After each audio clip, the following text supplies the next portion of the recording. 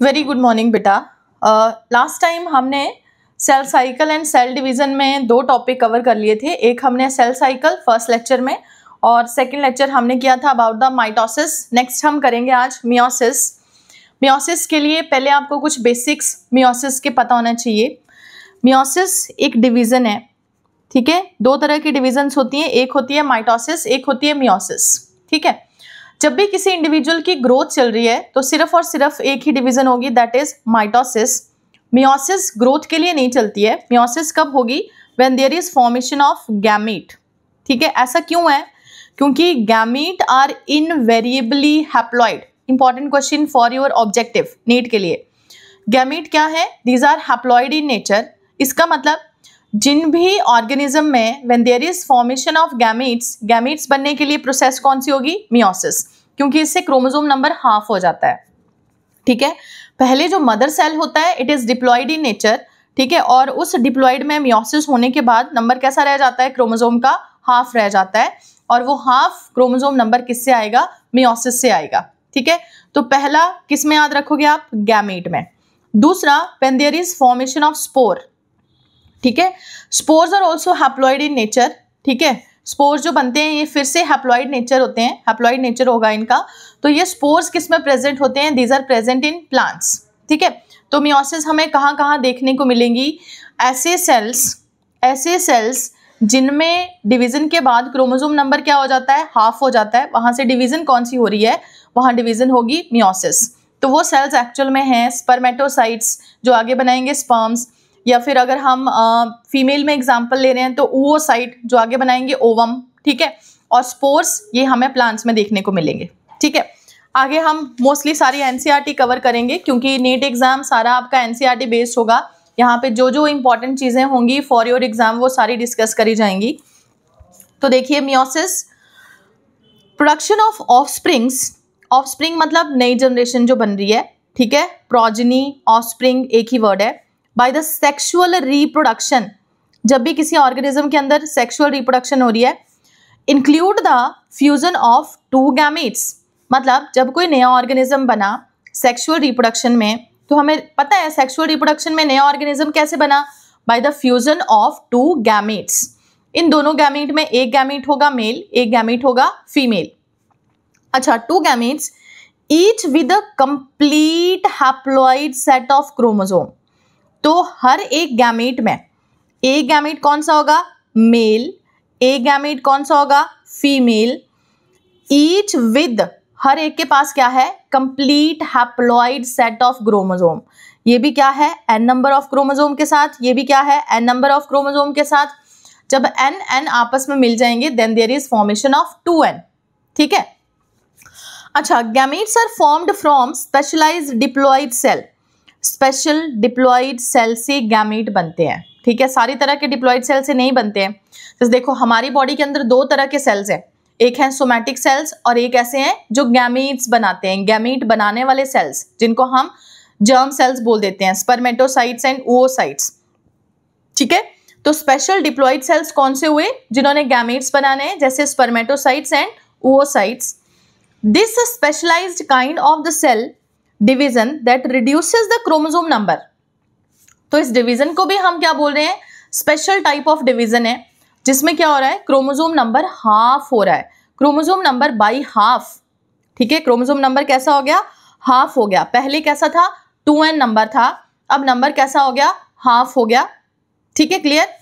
Result in the male and female, ये gamete थे बेटा, है ना, कंफ्यूज नहीं होना यहाँ पे इनको देख के, मेल एंड फीमेल गैमीट। अच्छा, तो देखो अब production of result in the production of haploid daughter cell. जब क्रोमोसोम नंबर हाफ हुआ तो आगे जो डॉटर सेल बने, वो डॉटर सेल कैसे बने? हैप्लॉइड बने। This kind of division is called as meiosis. तो ये जो डिवीजन है जिसमें क्रोमोसोम नंबर हाफ हो जाता है, इस डिवीजन को हम क्या बोलते हैं? मियोसिस बोलते हैं। Meiosis ensure the production of haploid phase in the life cycle of sexually reproducing organism.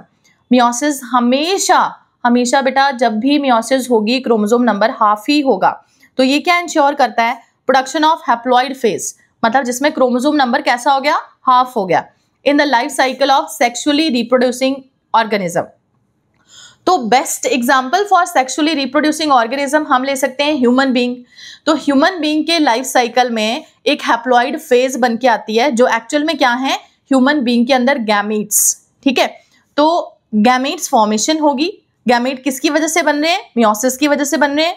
Where as fertilization, fertilization term important बेटा, it is also known as syngamy, याद रखना है आपने, इसका दूसरा नाम है सिनगैमी, फ्यूजन ऑफ गैमीट्स, ठीक है। Fertilisation restore the diploid phase, जैसे यहां मैंने एग्जांपल लिया था कि ये मेल गैमीट है, ये फीमेल गैमीट है, तो मेल और फीमेल गैमीट आपस में जब जुड़ेंगे, एन जब आपस में जुड़ेंगे तो 2n नंबर फिर से आ जाएगा, और वो 2n नंबर क्या शो करेगा, इट इज जाइगोट, ठीक है। We come across meiosis during the gametogenesis, underline करो गैमेटोजेनेसिस, +2 में, +2 बायो में बेटा गैमेटोजेनेसिस आप कंप्लीटली पूरी प्रोसेस पढ़ते हो। गैमेटोजेनेसिस मतलब फॉर्मेशन ऑफ गैमेट्स, ठीक है। गैमेटोजेनेसिस क्या है, फॉर्मेशन ऑफ गैमेट्स, मतलब मेल में formation of sperms and female में formation of ovum. We come across meiosis during the gametogenesis in plants, plants में भी जब गैमेटोजेनेसिस होती है तो मियोसिस ही होगी, और एनिमल्स में भी जब गैमेटोजेनेसिस होती है तो कौन सी डिवीजन होगी, meiosis. This leads to formation of haploid gametes, gametes are always haploid बेटा, याद रखना है आपने, ऑब्जेक्टिव का क्वेश्चन है, पूछा जाता है आपको। Gametes are always haploid in nature. The key features of meiosis are as follows, तो मियोसिस के क्या क्या फीचर्स हैं देखो जरा। Meiosis involve 2 sequential cycles, very important PYQ, 2 sequential cycles of nuclear and cell division, मतलब एक के बाद दूसरी, ठीक है। Nuclear division that is known as karyokinesis and cell division that is known as cytokinesis, मतलब टोटल कितनी साइटोकाइनेसिस और कैरियोकाइनेसिस होंगी, 2, ठीक है। PYQ है, बड़ी इंपॉर्टेंट लाइन है बेटा, 2 सीक्वेंशियल, एक के बाद दूसरी सीक्वेंस में चल रही हैं, 2 sequential cycles of nuclear and cell division called as meiosis 1 and meiosis 2। Meiosis को हम 2 पार्ट में डिवाइड कर देते हैं, मियोसिस 1 में और मियोसिस 2 में, ठीक है। बट ओनली, बहुत इंपॉर्टेंट आगे दो, but only a single cycle of DNA replication, ठीक है। देखो समझो, अब हमें पता है बेटा जब भी किसी सेल ने डिवाइड करना है, ठीक है, तो वो सेल पहले क्या शो करेगा, एक पर्टिकुलर स्टेज शो करेगा जिसका नाम है इंटरफेस, ठीक है। इंटरफेस के बाद, उसके बाद वो डिवीजन फेज में एंटर हो जाता है, डिवीजन फेज को हम M फेज बोल देते हैं। अब M यहाँ पे हम माइटोसिस नहीं पढ़ रहे हैं, M यहाँ पे हम पढ़ रहे हैं मियोसिस, ठीक है।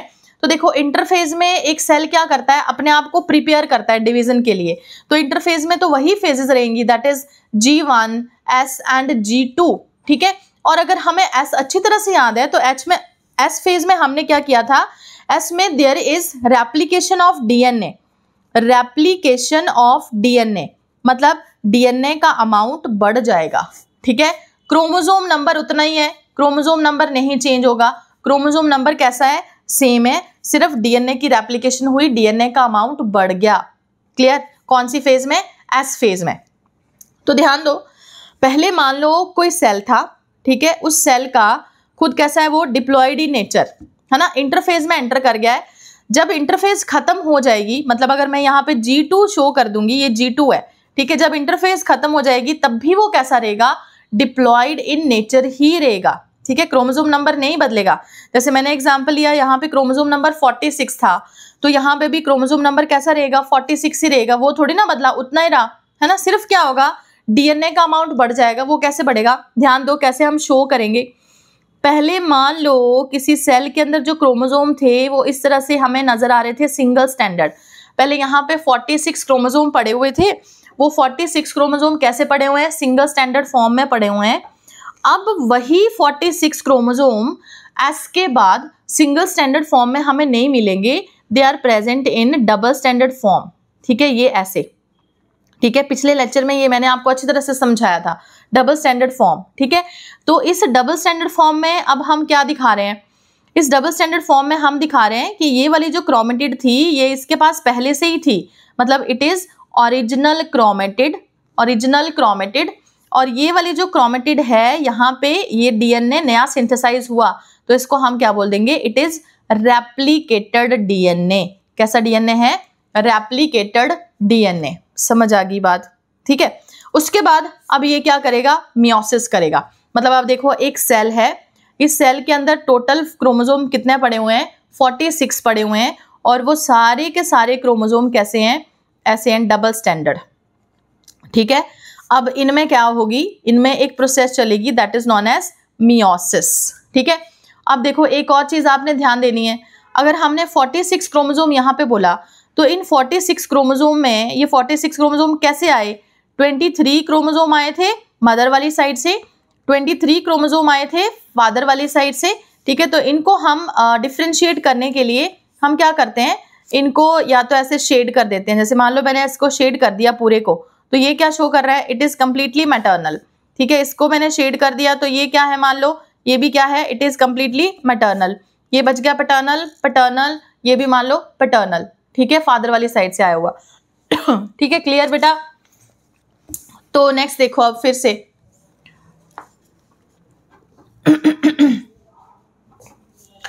तो first point is very very important बेटा, meiosis involve 2 sequential cycle of nuclear division, exam के लिए बहुत इंपॉर्टेंट है। एंड सेल डिवीजन मतलब 2 कैरियोकाइनेसिस होंगी, 2 साइटोकाइनेसिस होंगी, जिसके लिए हमने इसको क्या बोल दिया, मियोसिस 1 एंड मियोसिस 2, ठीक है। But only 1 single cycle of DNA replication. यहाँ पे मैंने आपको दिखाया जब डीएनए रेप्लिकेट कर रहा है वो सिर्फ कब करेगा, इंटरफेज में करेगा। उसके बाद कौन सी फेज आएगी, मियोसिस आएगी। मियोसिस को हमने 2 पार्ट में डिवाइड कर दिया, मियोसिस 1 एंड मियोसिस 2, ठीक है। बीच में कोई इंटरफेज नहीं आई, इंटरफेज तो पहले ही आ चुकी है। तो there is 1 single cycle of DNA replication, ठीक है, क्लियर। अच्छा, now meiosis 1 is initiated after the parental chromosome.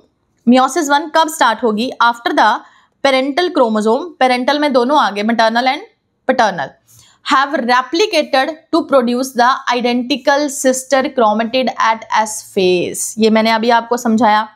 पहले क्रोमोसोम ऐसे था सिंगल स्टैंडर्ड फॉर्म में, रेप्लिकेटेड मतलब अब क्रोमोसोम क्या हुआ, रेप्लिकेटेड हो गया, तो ऐसे आ गया अब डबल स्टैंडर्ड फॉर्म में, ठीक है। इन डबल स्टैंडर्ड फॉर्म में एक क्रोमेटिड कैसी थी, पहले से ही बनी पड़ी थी, ओरिजिनल है, और ये वाली क्रोमेटिड न्यूली सिंथेसाइज्ड, ठीक है। इन कौन सी फेज में, एस फेज में। अच्छा आगे, meiosis involve pairing of homologous pair and recombination, ये इसका मेन फीचर है। फिर से PYQ बेटा, मियोसिस का मेन फीचर है कि यहाँ पे जो सिमिलर टाइप ऑफ क्रोमोसोम होते हैं वो पेयर बना लेते हैं, और उन सेम तरह के क्रोमोसोम्स को हम क्या बोल देते हैं, होमोलोगस क्रोमोसोम, ठीक है। और जब वो पेयर बना लेते हैं उसके बाद रिकॉम्बिनेशन भी होती है, मतलब एक दूसरे के ऊपर वो क्रॉस ओवर कर जाते हैं between the non sister chromatids of the homologous chromosome. अब ये अच्छी तरह से समझो, एक क्रोमोसोम था पेयर, ठीक है, मान लो this is the homologous pair. Homologous pair किसको बोलेंगे, सेम ही तरह के तो 2 क्रोमोसोम जो होंगे उनको हम बोलेंगे होमोलोगस पेयर। जैसे मान लो इसमें ये मैटरनल था और ये पैटर्नल था, ठीक है। मैटरनल को चलो मैं कलर डिफ्रेंशिएट करने के लिए ये मैंने अलग अलग पेन ले लिए। मान लो रेड वाला मैटरनल है, ठीक है, और ब्लैक वाला पैटर्नल है, ठीक है, ऐसे है ना। इस तरह से इन दोनों ने पेयर बना लिया, तो इस पेयर को हम क्या बोल देंगे, होमोलोगस पेयर। पेयर क्यों बनाया, क्योंकि जो जीन्स इस क्रोमोसोम पे पड़ी हुई थी वैसी सिमिलर उसी कैरेक्टर के लिए जीन्स इस क्रोमोसोम के ऊपर भी पड़ी हुई हैं। तो इनको लगा कि भाई मेरे जैसा एक और क्रोमोसोम है तो इसके लिए इसके साथ मैं ज्यादा कंपैटिबल हूँ, है ना, ज्यादा सेफ फील कर रहा हूँ, तो दोनों ने आपस में पेयर बना लिया। अब इन्होंने सेल के अंदर दोनों ने इकट्ठे रहना शुरू कर दिया, ठीक है। अब क्या होगा, ये क्रोमोसोम में आपको सबसे पहले क्रोमेटिड्स पता होनी चाहिए। ये क्रोमोसोम में ये कंप्लीट क्रोमोसोम, ठीक है, इसमें 2 क्रोमेटिड्स आपको नजर आ रही हैं, 1 chromatid this and 1 chromatid this one, ठीक है। अच्छा, एक और क्रोमोसोम पड़ा हुआ है जिसमें फिर से 2 क्रोमेटिड हैं, ये वाली क्रोमेटिड और ये वाली क्रोमेटिड, ठीक है। अच्छा, इन दोनों क्रोमेटिड को आपस में हम क्या बोल देंगे, सिस्टर क्रोमेटिड्स। इन दोनों क्रोमेटिड को हम आपस में क्या बोल देंगे, सिस्टर क्रोमेटिड्स। और देखो जरा, इन दोनों को आपस में हम क्या बोल देंगे, नॉन सिस्टर क्रोमेटिड्स, ठीक है। तो meiosis involve pairing of homologous chromosome and recombination. Recombination मतलब क्रॉस ओवर कर जाएंगी ये, ठीक है, ये दोनों एक दूसरे के ऊपर क्रॉस ओवर कर जाएंगी between the non sister chromatids of the homologous chromosome. Clear, ठीक है। अच्छा, फिर देखो 4 haploid cells are formed at the end of meiosis 2। मतलब जब मियोसिस 2 खत्म हो जाएगी हमारे पास एंड में कितने हैप्लॉइड सेल्स बनेंगे? 4 हैप्लॉइड सेल्स बनेंगे, जिनको हम एक्चुअल में क्या बोलेंगे? These are the type of gametes. ठीक है, अगर हम गैमेटोजेनेसिस करवा रहे हैं तो meiotic events can be grouped under following phases. तो इसको हम डिफरेंट ग्रुप्स में रख देते हैं। This is the meiosis 1, this is the meiosis 2। Meiosis 1 में भी सारी वही स्टेजेस आएंगी, prophase 1, metaphase 1, anaphase 1, telophase 1। Meiosis 2 में भी प्रोफेज 2, मेटाफेज 2, एनाफेज 2, टीलोफेज 2। ठीक है, बहुत इजी है। अच्छा, तो सबसे पहले हम स्टार्ट करेंगे मियोसिस 1। मियोसिस 1 है ना, देखो जरा मियोसिस 1, मियोसिस 1 में फर्स्ट आ गई प्रोफेज 1। डायग्राम में साथ साथ में मैं ड्रॉ करती जाऊंगी, ठीक है, यहां पे नहीं अलग से। तो प्रोफेज 1 क्या है? Prophase of first meiotic division, जिसको हम प्रोफेज 1 बोल रहे हैं, इज टिपिकली लॉन्गर।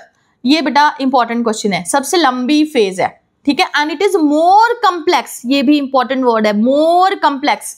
ठीक है, मतलब बिल्कुल अलग है सबसे। When compared to prophase of the mitosis, पीछे हमने माइटोसिस करी थी कल वाले लेक्चर में, है ना।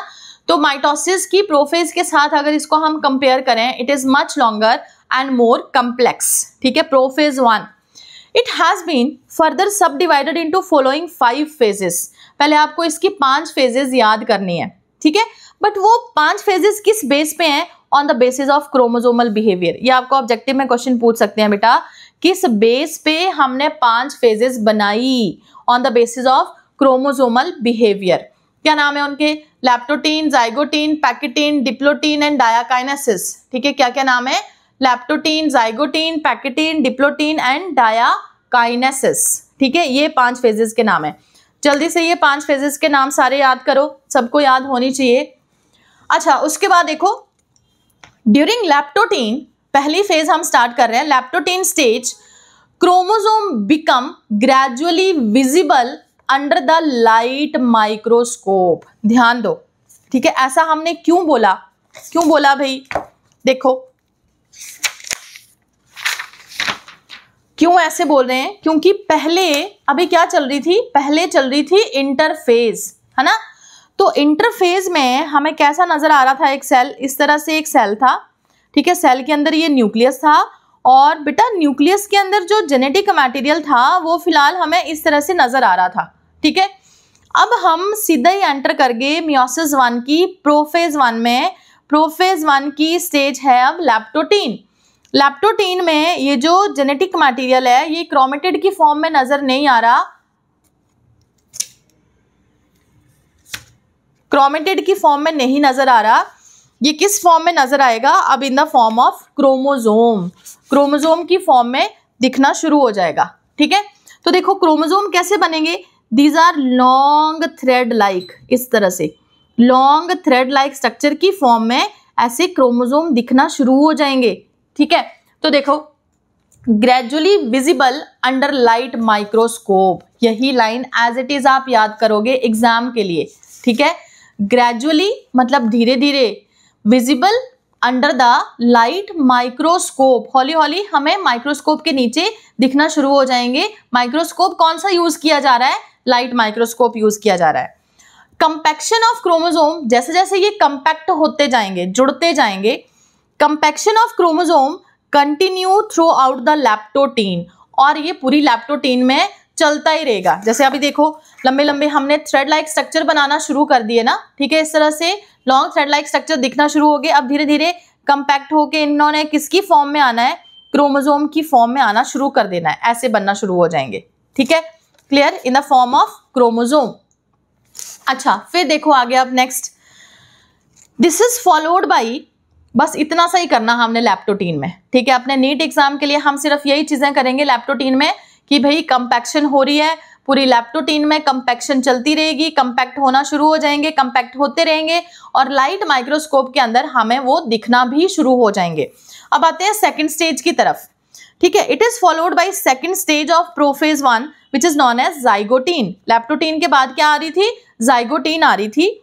जाइगोटीन बहुत इंपॉर्टेंट, क्योंकि इसके अंदर बड़े अच्छे अच्छे और बड़े अलग से इवेंट्स हो रहे हैं. During this stage chromosome start pairing together. बहुत इंपॉर्टेंट, मतलब क्रोमोसोम ने पेयर बनाना शुरू कर दिया. पेयर कौन सा? Homologous pair. During this stage chromosome start pairing together and this process of association is called as synapses. तो जाइगोटीन को हम पहले याद रखेंगे पुत्र. जाइगोटीन को हम कैसे याद रखेंगे? पहला इवेंट जाइगोटीन में क्या चल रहा है? It is synapsis. पहला साइनेप्सिस. साइनेप्सिस का मतलब होता है पेयरिंग ऑफ होमोलोगस क्रोमोसोम. साइनेप्सिस क्या है? Pairing of homologous chromosome.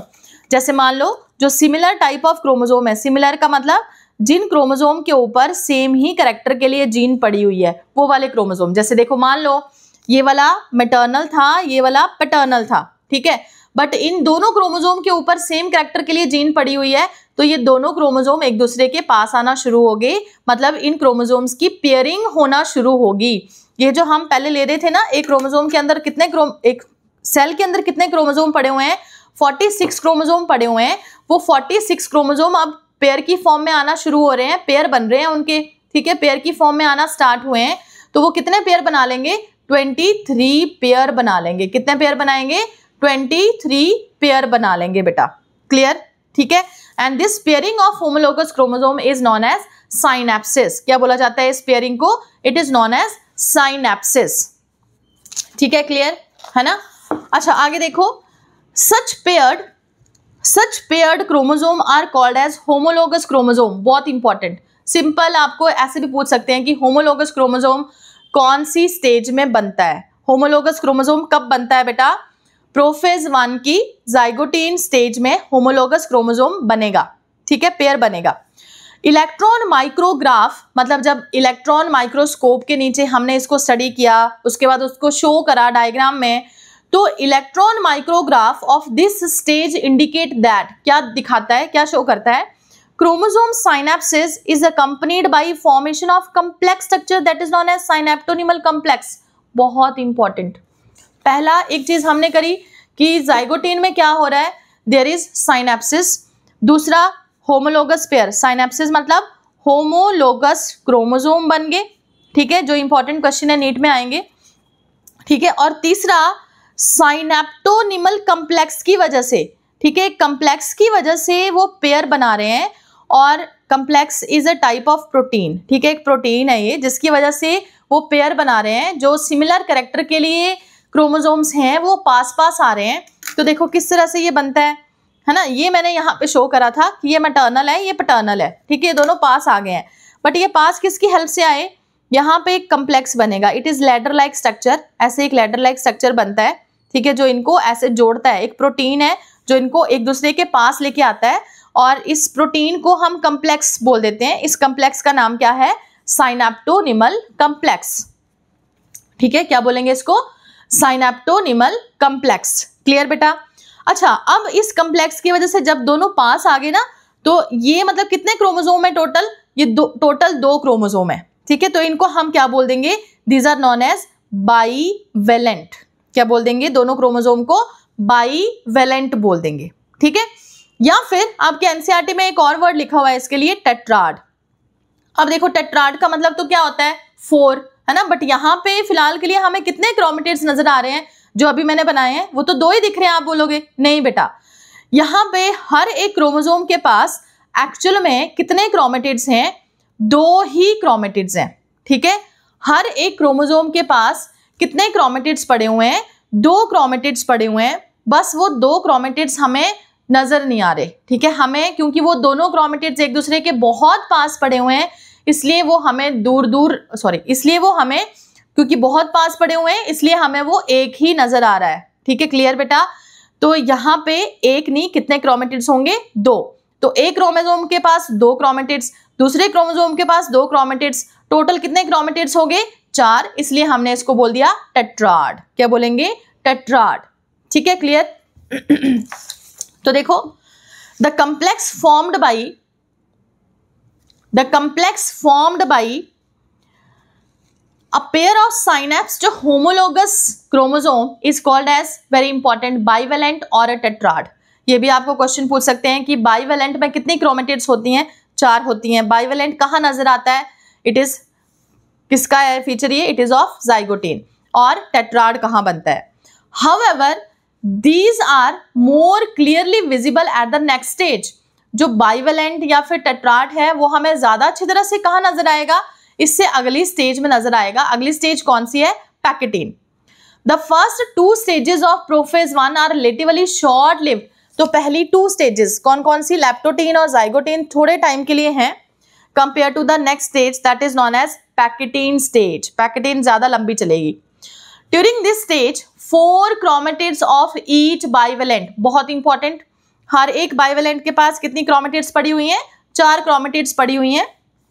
become distinct and clearly appear as tetrad, तो वो हमें टेट्राड की फॉर्म में दिखना शुरू हो जाएंगी इन पैकेटीन। याद रखना है, मतलब पैकेटीन स्टेज में एक्चुअल में हमें किस तरह का क्रोमोसोम नजर आएगा? देखो जरा कैसे नजर आएंगे क्रोमोसोम। ये पूरा एक कंप्लीट क्रोमोसोम, ठीक है, ये वाला, ठीक है, ये हो गया मान लो मैटरनल, और ऐसे ही दूसरा ये वाला कंप्लीट क्रोमोसोम ये हो गया पैटर्नल, है ना। हर एक क्रोमोसोम के पास कितनी क्रोमेटिड्स पड़ी हुई हैं? 2 क्रोमेटिड्स पड़ी हुई हैं। और यहाँ पे एक लैडर लाइक स्ट्रक्चर हमने लगा दिया साथ में, विच इज साइनेप्टोनिमल कम्प्लेक्स। ये क्या है? Synaptonemal complex. And this structure is known as bivalent. इसको हम क्या बोल देंगे? बाइवेलेंट। क्लियर हो गया, है ना। अच्छा आगे देखो अब नेक्स्ट, टेट्राड की फॉर्म में दिखना शुरू हो गया। नेक्स्ट आते हैं। This stage is characterized by appearance of recombination nodule, PYQ है। अब देखो यहाँ पे एक और नई चीज दिखेगी which is recombination nodule, और ये क्या है? The site at which crossing over occur between the non-sister chromatids of the homologous chromosome। मतलब ये जो homologous chromosome है इनके बीच में हमें एक नोड्यूल की तरह स्ट्रक्चर दिखेगा। ऐसे गोला सा मैंने बना दिया, नोड्यूल की तरह स्ट्रक्चर दिखेगा। वो नोड्यूल क्या है? It is recombination nodule. क्या है ये? Recombination nodule. और रिकॉम्बिनेशन नोड्यूल वहां पे बनेगा जहां पे क्रॉसिंग ओवर होनी है between the non sister chromatids, है ना। ये नॉन सिस्टर क्रोमेटिड्स हैं, इन नॉन सिस्टर क्रोमेटिड्स में क्रॉस ओवर होना है, क्रॉसिंग ओवर होनी है। वो क्रॉसिंग ओवर कहाँ होगी? इस रिकॉम्बिनेशन नोड्यूल जहां हमने बनाया उस जगह पे क्रॉसिंग ओवर होगी, ठीक है। क्लियर? आगे, crossing over is the exchange of genetic material between 2 homologous chromosome. और क्रॉसिंग ओवर का मतलब हुआ कि इस तरह से 2 क्रोमोसोम एक दूसरे के ऊपर क्रॉस ओवर हो गए हैं। और जब ये क्रोमोसोम एक दूसरे के ऊपर क्रॉस ओवर होंगे इसका मतलब दोनों का जेनेटिक मटेरियल एक्सचेंज हो जाएगा। मैटरनल का थोड़ा सा जेनेटिक मटेरियल पैटर्नल के पास चला जाएगा और पैटर्नल का थोड़ा सा जेनेटिक मटेरियल मैटरनल के पास चला जाएगा, ठीक है। अच्छा आगे देखो, तो crossing over is the exchange of genetic material between 2 homologous chromosome. Crossing over is also an enzyme mediated process. ये भी PYQ। क्रॉसिंग ओवर एक एंजाइम मीडिएटेड प्रोसेस है and the enzyme involve is called as recombinase enzyme. उस enzyme का नाम क्या है? Recombinase enzyme. PYQ है, फिर से इंपॉर्टेंट बहुत। Crossing over leads to recombination of genetic material. और क्रॉसिंग ओवर से क्या होगा? जेनेटिक मटेरियल मिक्सअप हो जाएगा ऑन द 2 क्रोमोसोम्स, 2 क्रोमोसोम्स के ऊपर। Recombination between the homologous chromosome is completed by the end of pachytene. मतलब ये जो रिकॉम्बिनेशन है होमोलोगस क्रोमोसोम की, ये कब कंप्लीट हो जाएगी? पैकेटीन स्टेज खत्म होने पे ये कंप्लीट हो जाएगी, ठीक है। दोनों एक दूसरे के ऊपर क्रॉसओवर हो जाएंगे, जेनेटिक मटेरियल एक्सचेंज हो जाएगा, living the chromosome linked eight the site of crossing over, ठीक है। एक्सचेंज हो जाएगा जेनेटिक मटेरियल और जो क्रोमोसोम है सिर्फ एक साइड पे जुड़े रहेंगे जिस साइड पे वो अटैच हुए पड़े थे, ठीक है। तो देखो जरा किस तरह से हम शो करेंगे अब क्रोमोसोम। ये है मैटरनल क्रोमोसोम, ये मैटरनल क्रोमोसोम बेटा, ठीक है। और नेक्स्ट है पैटर्नल क्रोमोसोम, ये वाला। ऐसे एक्सचेंज हो गया जेनेटिक मटेरियल। ये पहले एक दूसरे को क्रॉसओवर करे, ठीक है। क्रॉसओवर होने के बाद इनका जेनेटिक मटेरियल एक्सचेंज होगा। तो उसके बाद देखो किस तरह से क्रोमोसोम नजर आएंगे।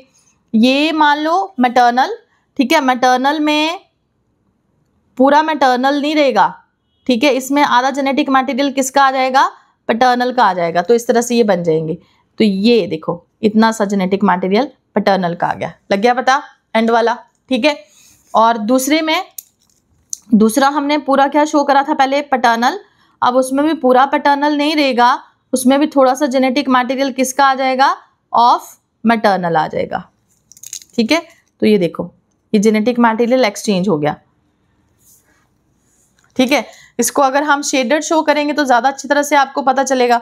अगर मान लो ये मैटरनल है, ये पैटर्नल है, ठीक है, तो इसमें थोड़ा सा जेनेटिक मटेरियल मैटरनल का आ गया और ये हमने मैटरनल के अंदर थोड़ा सा जेनेटिक मटेरियल पैटर्नल का शो कर दिया इस तरह से, ठीक है। ये कंप्लीट मैटरनल, ठीक है, ये मिक्स्ड रिकॉम्बिनेंट और ये भी रिकॉम्बिनेंट और ये कंप्लीट पैटर्नल, ये कंप्लीट मैटरनल, ये कंप्लीट पैटर्नल और ये दोनों रिकॉम्बिनेंट्स, ठीक है, क्लियर। अच्छा तो देखो अब the next stage is diplotene stage. The beginning of diplotene is recognized by dissolution of synaptonemal complex. अब ये कॉम्प्लेक्स घुलना शुरू हो जाएगा, ठीक है, और tendency of recombined homologous chromosome of bivalent to separate from each except at the site of crossover. और ये एक दूसरे से अलग होना शुरू हो जाएंगे सिर्फ एक जगह को छोड़ के, ठीक है। दीज एक्स शेप्ड स्ट्रक्चर, एक जगह पे वो जुड़े रहेंगे, बाकी सारी जगह से वो सेपरेट हो जाएंगे। और ये जो एक्स शेप्ड स्ट्रक्चर बनेगा, जैसे देखो यहाँ पे एक्स शेप्ड स्ट्रक्चर ये वाला बन गया, ठीक है, ये वाला, ये जो एक्स शेप्ड स्ट्रक्चर बनेगा, इस एक्स शेप्ड स्ट्रक्चर को हम क्या बोलेंगे, इट इज नॉन एज क्याजमेटा, ठीक है, क्या बोलेंगे, क्याजमेटा। तो अगर हम इसको अलग से दिखाएं, ध्यान से देखो जरा, ये मैटरनल, ठीक है, ये पैटर्नल है ना, और मैटरनल और पैटर्नल यहाँ पे एक पॉइंट पे जुड़े रह गए हैं, ठीक है। इस पॉइंट को हमने क्या बोल दिया, X shaped structure, that is known as chiasmata. और क्याजमेटा हमें कौन से स्टेज में नजर आएगा, इन द डिप्लोटीन स्टेज। कौन से स्टेज में दिखेगा, diplotene stage. These X shaped structures are called as chiasmata. Next line फिर से important, in oocyte of some vertebrates diplotene can last for months और ईयर्स। कुछ ऐसे भी ऑर्गेनिजम्स होते हैं, वर्टिब्रेट्स होते हैं, जिनके oocytes में ये डिप्लोटीन स्टेज कुछ घंटों के लिए नहीं चलती है, कुछ महीनों के लिए, कुछ सालों तक चलती रहती है। The final stage of meiotic prophase is the diakinesis. और डायाकाइनेसिस को हम कैसे शो करते हैं कि डायाकाइनेसिस है ये, by the terminalization of chiasmata. Means जो क्याजमेटा होगा वो टर्मिनल पोजीशन पे पहुंच जाएगा, ठीक है, बिल्कुल टिप पे, टर्मिनल पोजीशन पे आ गया। During this phase the chromosomes are fully condense. Chromosome कैसे होंगे, पूरी तरह से कंडेंस हो चुके होंगे। And the meiotic spindle is assembled to prepare the homologous chromosome for the separation. और मियोटिक स्पिंडल बन चुके हैं, ठीक है, ताकि ये जो होमोलोगस क्रोमोसोम है अब ये सेपरेट हो जाएं, ठीक है।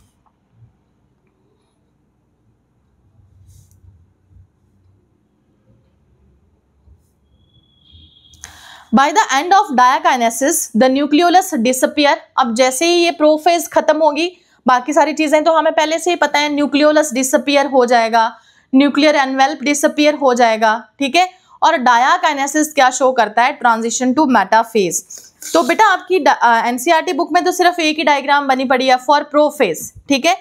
तो अगर आपको डायग्रामेटिक बेस्ड क्वेश्चन आया तो सिर्फ इन्हीं डायग्राम में से ही आएगा, ठीक है। जो हमने एक्स्ट्रा डायग्राम्स अभी करी उनमें से कुछ नहीं आएगा। प्रोफेज 1 सिर्फ आपको इसी तरह से शो करी होगी। और देखो यहाँ पे प्रोफेज 1 में क्रॉसिंग ओवर भी दिखाया हुआ है, ये देखो क्रॉसिंग ओवर है ना। क्रोमोसोम में जो क्रोमेटिड्स हैं, नॉन सिस्टर क्रोमेटिड्स हैं, वो नॉन सिस्टर क्रोमेटिड्स एक दूसरे के ऊपर क्रॉस ओवर भी कर गए हैं। यहाँ पे भी नजर आ रहे हैं और यहाँ पे भी नजर आ रहे हैं प्रोफेज 1 में, ठीक है, क्लियर। ओके नेक्स्ट आते हैं मेटाफेज 1। आगे सारी स्टेजेस बहुत सिंपल।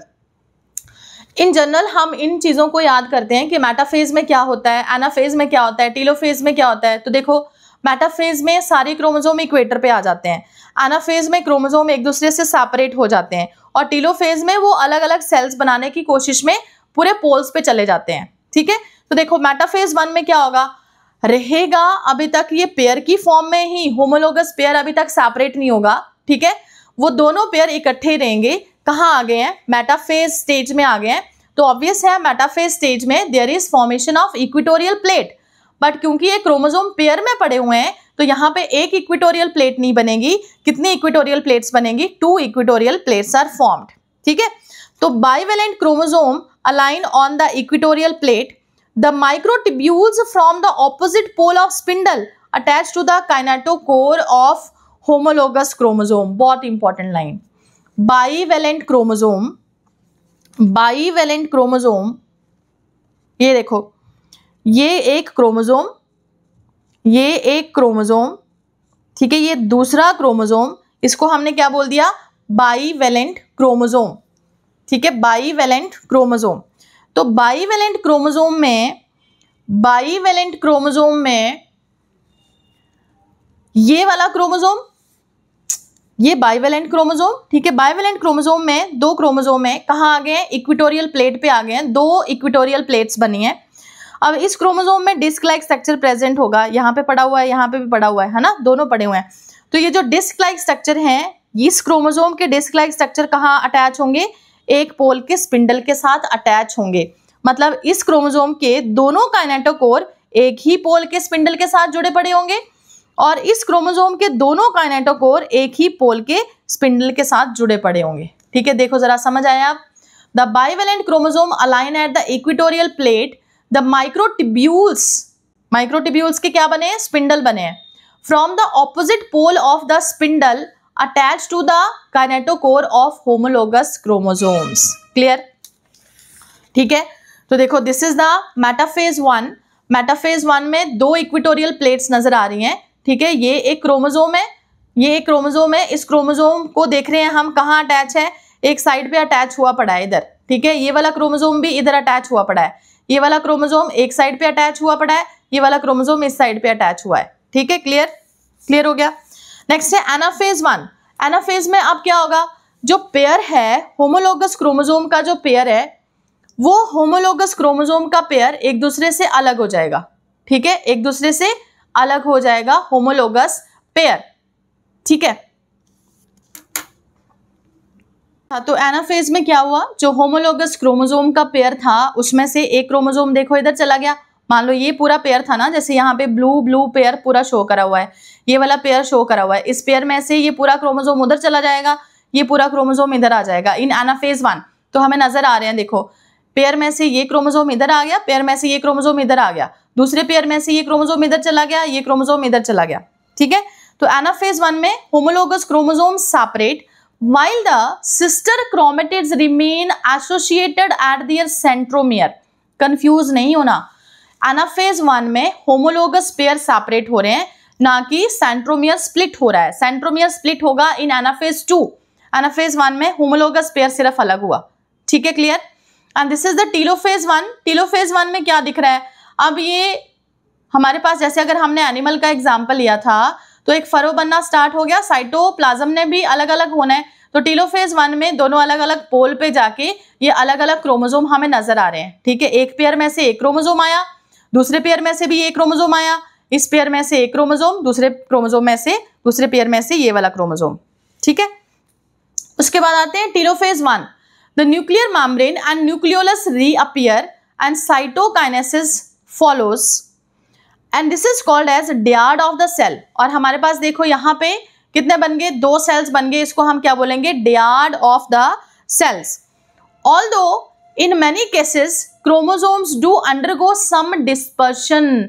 डिस्पर्शन का मतलब होता है कि ये जो क्रोमोसोम है ये थोड़े थोड़े क्रोमेटिन फाइबर्स की फॉर्म में आना शुरू हो जाते हैं। कुछ सेल्स में हमें देखने को मिलते हैं कि ये क्रोमोसोम फाइबर की फॉर्म में दोबारा आना शुरू हो गए, कुछ में हमें नहीं देखने को मिलेंगे, but in most of the cases we can show this, ठीक है। They do not reach the extremely extended state of interphase nucleus. Start तो करेंगे, ठीक है, डिस्पर्शन स्टार्ट करेंगे। In many cases chromosome do undergo some dispersion, but वो completely उस stage तक नहीं पहुंच पाते हैं जैसे कि वो एक्चुअल में इंटरफेज न्यूक्लियस में प्रेजेंट होते हैं, ठीक है। मतलब पूरी तरह से क्रोमेटिन फाइबर नहीं बनेगा, थोड़ा थोड़ा रह जाएगा। The stage between the two meiotic division is called as interkinesis. तो दो मियोसिस के बीच में, मियोसिस 1 और मियोसिस 2 के बीच वाली जो थोड़े से टाइम पीरियड के लिए जो स्टेज है, that is known as interkinesis and it is generally short lived, याद रखना है। There is no replication of DNA, very very important, यहाँ पे डीएनए की कोई रेप्लिकेशन नहीं हो रही है। And interkinesis is followed by prophase 2, a much simpler prophase than prophase 1। ठीक है, बस यहाँ पे हमने मेन चीजें ध्यान में रखनी है। क्या ध्यान में रखनी है कि क्रोमेटिड जो बने, सिस्टर क्रोमेटिड जो हम शो कर रहे थे, ठीक है, या नॉन सिस्टर क्रोमेटिड जो हम शो कर रहे थे, क्रॉसिंग ओवर होने के बाद उनमें क्या क्या हुआ। आते हैं meiosis 2। Meiosis 2 is similar to mitosis, same mitosis की तरह, ठीक है, सिमिलर टू माइटोसिस। ठीक है, अब इसमें कुछ भी नहीं है, एक बार जस्ट हम डायग्राम्स देख लेंगे, मैं आपको डायग्राम्स के थ्रू एक बार समझाती हूँ। मियोसिस 1 जब हमारे पास खत्म हुई, हमने पहले एक स्टेज खत्म करी, दैट इज प्रोफेज 1। उसके बाद आई मेटाफेज 1। मेटाफेज 1 में हमारे पास इस तरह से दो इक्वेटोरियल प्लेट्स बनी थी, ये दो इक्वेटोरियल प्लेट्स बनी थी। अब इन इक्वेटोरियल प्लेट्स पे हमने अगर क्रोमोसोम शो करने हैं तो क्रोमोसोम कैसे थे, ये पूरा एक हमने मैटरनल शो कर दिया और ये हमने रिकॉम्बिनेंट दिखा दिया था। ठीक है, ये भी हमने एक रिकॉम्बिनेंट दिखाया और ये पूरे का पूरा पैटर्नल, है ना। जब ये एनाफेज में अलग हुए तो ये क्रोमोसोम उधर चला गया, ये क्रोमोसोम उधर चला गया, मतलब एनाफेज में एक पोल पे अब ये पूरा क्रोमोसोम ऐसे पड़ा हुआ है, ठीक है, और उसके बाद दूसरी साइड पे हमारे पास ये वाला क्रोमोसोम ऐसे पड़ा हुआ है, ठीक है। और टीलोफेज जब आएगी तो इसके पास, एक सेल के पास ये वाला क्रोमोसोम, एक सेल के पास ये वाला क्रोमोसोम। अब इन दोनों सेल में क्या होगी, नेक्स्ट डिवीजन होगी माइटोसिस। ठीक है, क्रोमोसोम नंबर हमारे पास पहले ही हाफ हो गया है। अब सबसे पहले आपको इस क्वेश्चन का आंसर ढूंढना है कि क्रोमोसोम नंबर हाफ कहाँ हुआ। ठीक है, देखो हमारे पास डबल सेट ऑफ क्रोमोसोम कहाँ पड़ा हुआ था, अभी भी मेटाफेज 1 में पड़ा हुआ था। ठीक है, मेटाफेज में डबल सेट ऑफ क्रोमोसोम पड़ा हुआ था। एनाफेज में एक क्रोमोसोम उधर चला गया, एक क्रोमोसोम उधर चला गया, मतलब एनाफेज 1 में क्रोमोसोम नंबर हाफ हो गया। ठीक है, एनाफेज 1 में क्रोमोसोम नंबर हाफ हुआ। जब हमारे पास कंप्लीट मियोसिस 1 खत्म होगी तो दो डॉटर सेल बने, इस डॉटर सेल के पास भी क्रोमोसोम नंबर कैसा है, हाफ, इसके पास भी कैसा पड़ा हुआ है, हाफ पड़ा हुआ है। ठीक है, क्लियर।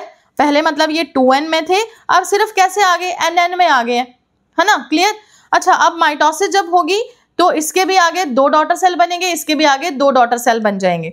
तो अगर मैं सिर्फ एक का एग्जाम्पल लेती हूँ तो एक में हमारे पास ये वाला क्रोमोसोम था, इन क्रोमेटिड्स के साथ ये वाला, ये पड़ा हुआ है, ये पड़ा हुआ है। ठीक है, जब दो डॉटर सेल बनेंगे इससे, ठीक है, तो एक के पास क्या आ जाएगा, कंप्लीट मैटरनल वाला, और एक के पास ये रिकॉम्बिनेंट आ जाएगा। ठीक है, ऐसे ही दूसरे का अगर हम शो करें तो उसमें एक के पास क्या आ जाएगा, रिकॉम्बिनेंट, और एक के पास आ जाएगा कंप्लीट पैटर्नल। ये हमारे पास डॉटर सेल्स बन जाएंगे इस तरह से।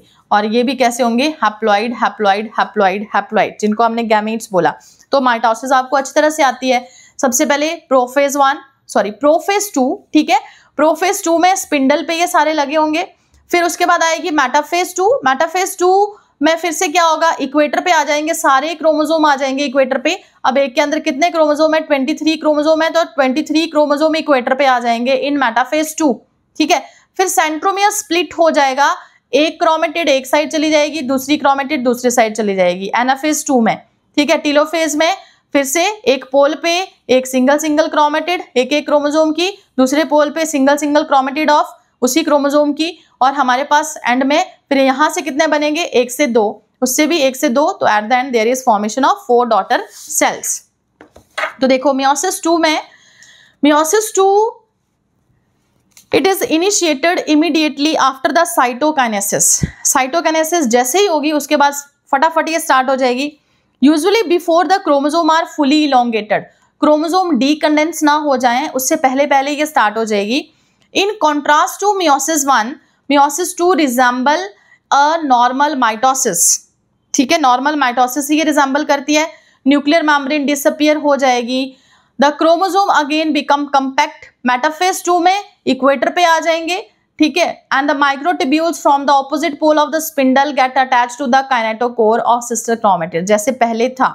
ठीक है, जैसे अगर यहाँ पे ही मैं दिखाऊं तो इस तरह से क्रोमोसोम, ठीक है, उसमें हमने मैटरनल और रिकॉम्बिनेंट दोनों बना दिए, तो वो दोनों ऐसे पोल्स के साथ जुड़े पड़े होंगे with the help of kinetochore. Anaphase 2 में it begin with the simultaneous splitting of centromere of each chromosome which was holding the sister chromatids together allowing them to move toward the opposite pole। जैसे आगे आगे centromere, पीछे पीछे arms, ठीक है। by shortening of microtubule attached to the kinetochore, very very important, इस बार का question है, स्पिंडल से रिलेटेड क्वेश्चन आया था कि भाई इनको क्रोमेटिड को कौन खींच रहा है पोल की तरफ, स्पिंडल फाइबर्स खींच रहे हैं, माइक्रोटिब्यूल्स। टीलोफेज में meiosis and with the telophase 2 in which two groups of chromosome once again get enclosed by the nuclear membrane, ठीक है। उसके बाद साइटोकाइनेसिस हो जाएगी और टेट्राड ऑफ द सेल बन जाएगा, ठीक है। तो देखो हमें डायग्राम में भी ये चीजें नजर आ रही हैं। सबसे पहले प्रोफेज 2 है, यहाँ पे अब देखो 2 है ये सेल, है ना, जो 2 डॉटर सेल बने meiosis 1 से, वो हमें यहाँ नजर आ रहे हैं, उनसे ही आगे हमने 4 बना दिए, ठीक है। तो पहले ये क्रोमोसोम, अब ये होमोलोगस पेयर नहीं है, ये अलग अलग क्रोमोसोम है, ठीक है। ये दोनों क्रोमोसोम, फिर ये मेटाफेज प्लेट में आगे, ठीक है, इक्वेटोरियल प्लेट पे आगे, फिर सेंट्रोमियर स्प्लिट हो गए, एनाफेज में दोनों पोल्स पे चले गए और at the end there is formation of 4 tetrad. Significance इसका क्या है? वेरी वेरी इजी, कि जितनी भी वेरिएशंस आती हैं, मेन आपने वेरिएशन पॉइंट याद रखना है, उससे सारा कुछ सॉल्व हो जाता है। जितनी भी वेरिएशंस आती हैं जो एक ऑर्गेनिज्म के अंदर, हमें अलग अलग चीजें या उनकी शक्लें हम देखते हैं बिल्कुल अलग अलग हैं, वो वेरिएशंस एक्चुअल में किसकी वजह से नजर आएंगी? Only due to the meiosis. Meiosis मेन हेल्प करता है in the formation of gametes and in the, और किसमें? इन वेरिएशंस, ठीक है। गैमेट्स बनते हैं तभी वेरिएशंस आती हैं, इसलिए हम बोलते हैं जहां पे भी सेक्सुअल रिप्रोडक्शन होती है वहां पे वेरिएशंस आती आती हैं। जो एसेक्सुअल रिप्रोडक्शन ऑर्गेनिज्म शो करते हैं उनमें वेरिएशंस नहीं आती हैं, वो ऑर्गेनिज्म बिल्कुल सिमिलर होते हैं अपने पेरेंट्स की तरह, ठीक है। तो मेन इसका सिग्निफिकेंस होगा इन वेरिएशन, ठीक है। क्लियर? क्रोमोसोम नंबर हाफ हुआ, वेरिएशंस आई, क्लियर बेटा? ओके, तो ये cell cycle and cell division complete हो गया। Thank you.